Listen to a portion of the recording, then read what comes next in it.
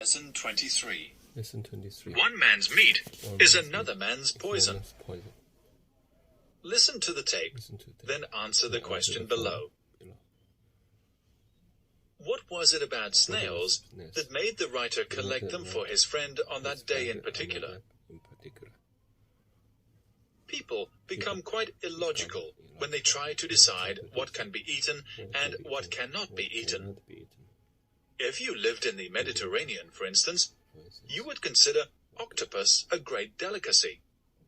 You would not be able to understand why some people find it repulsive. On the other hand, your stomach would turn at the idea of frying potatoes in animal fat, the normally accepted practice in many northern countries. The sad truth is that most of us have been brought up to eat certain foods, and we stick to them all our lives.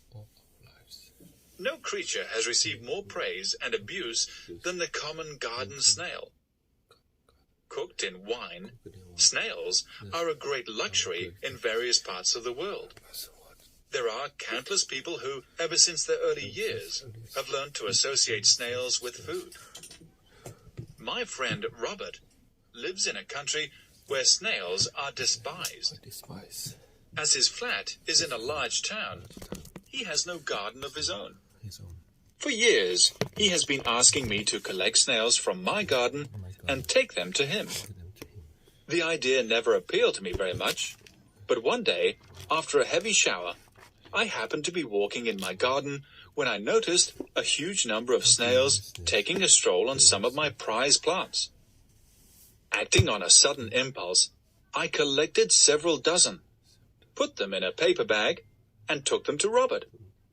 Robert was delighted to see me and equally pleased with my little gift. I left the bag in the hall, and Robert and I went into the living room where we talked for a couple of hours. I had forgotten all about the snails when Robert suddenly said that I must stay to dinner. Snails would, of course, be the main dish. I did not fancy the idea, and I reluctantly followed Robert out of the room. To our dismay, we saw that there were snails everywhere. They had escaped from the paper bag and had taken complete possession of the hall. I have never been able to look at a snail since then.